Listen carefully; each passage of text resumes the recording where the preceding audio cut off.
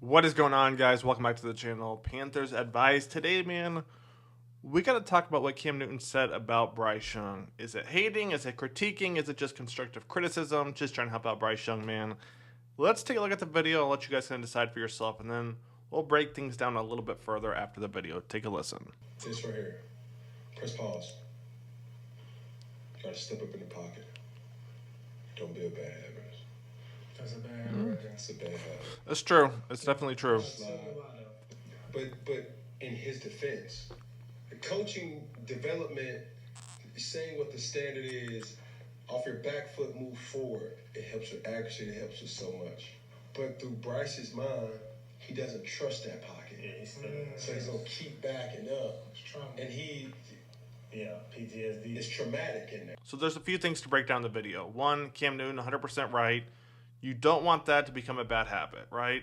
And like he would go on to say, a quarterback who steps into the pocket is usually going to be stronger, more accurate. Those will be on time. So you definitely want your quarterback to step into the pocket. Here comes the money. Here we go. Money talk. Here comes the money. So as we step into full Cam, where I'm going with this is on Bryce Young's drop back, he doesn't open up his hips right away, right? Ball snap, hook, right? He's not dropping back like this and then stepping into the pocket. Bryce Young's drop back usually looks something like this, right? Hut, bang, bang, bang. And then on that fourth or fifth step, then he's opening up his hips. Most quarterbacks, and Cam Newton talks about Tom Brady, Aaron Rodgers, Peyton Manning, they all step into the pocket. Well, that's because when they get the ball, instantly, right, their hips are open. Bryce Young gets the ball 1, 2, 3, that fourth or fifth step, he's ready to throw it. And that's the difference between Bryce Young and these pocket quarterbacks. Bryce Young is trying to get the ball and then throw it on that fifth step, not take that fifth step and then take a step forward. Another point Cam would make is the Panthers, they got to do a better job developing Bryce Young, right? And to a point, he's right. Because just like we talked about, Bryce Young has a tendency to make the timing, to make the read based on his 3-step drop or his 5-step drop. So on the 1, 2, 3, right here, he's hoping to make the throw. On the 5-step drop, he's doing this. 1, 2, 3, 4, 5, and then make the throw. Some quarterbacks can pull that off. Bryce Young, because of his stature, it's going to be a little bit more complicated for him to do it. Let's take a look at some highlights real quick, though. So what we're going to look at first is we're going to look at Cam Newton right here. Okay, first play we're going to look at right here. Bang, does a great job. Opens up his hips right away. Steps into the pocket. Take a look. All right, great job right there. However, look at this play. Look at his base right there. How many times did we see Bryce do that last year? It was incomplete. The ball was short. It was picked off. The difference is Cam Newton probably has, 7, 8 inches on Bryce, 80 to 100 pounds plus. So Cam Newton can get away with throwing it like this. Bryce Young can't. Let's keep it going. The next play we're going to look at right here with Cam Newton is one we have to point out because I think it happens to a lot of quarterbacks. So you want them to do their fundamentals.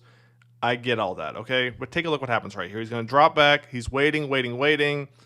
Not open. So what's he do? He does a great job stepping into the pocket, right? And he's going to roll out. However, why does he keep dropping back? It's not because he doesn't trust his O-line, right? It's because he sees a matchup he potentially wants, but he's waiting on his receiver to either, one, decide on the option route he's going to run, right? Is he going to take it over the top? Or two, can he get the safety to come under and then bang, Cam's going to go over the top. So it's not always fundamentals in the O-line because as you can see, Cam has a clear as day pocket. What he's doing right here is he's waiting to go to the deep shot, right? Dropping back, waiting. Okay, it's not open. I'm going to take off and take a look what happens. That's exactly what happens. Let's keep it going. So right here is going to be our last play from Cam Newton. And really watch this play right here. 1, 50-yard throw in the air like it's nothing. 2, he actually leans back before he throws this. Take a look right here. He stops. He's leaning back and casually throws at 50 yards. And look at his base right here. Right? Take a look. Base isn't great. But because of his stature, he's able to do that. Now let's take a look at Bryce Young real quick. So the Bryce Young highlights we're going to look at is basically the dropbacks or the pressures he got from high school. And to me, this is kind of where everything started. Whether it was a design quarterback rollout to the right or Bryce Young constantly getting pressured from his right side, he's always on the run. And to me, that explains the 5-step drop. Now, what am I talking about? So after watching quite a bit of Bryce Young plays in high school, I think I have an idea of where the problem stemmed from, okay? And what I mean by that is, whether it was a quarterback design rollout to the right or constant pressure from the right or left side, Bryce Young was always ready to run and make a play.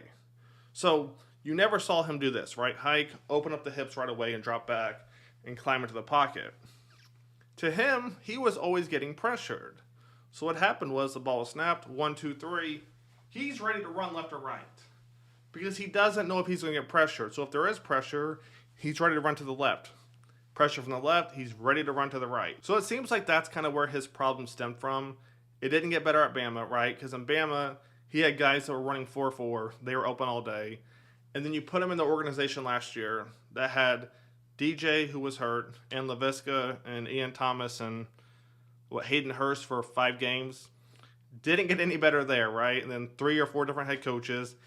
Everybody trying to tell him what to do. Not the best kind of growth for him, but I feel like Dave and the coaching staff are actually making him better this year. We'll see what happens. Big game this week against the Chiefs. A couple more videos. Stay tuned for those. I'll catch you guys on the next one. Panthers Advice is out.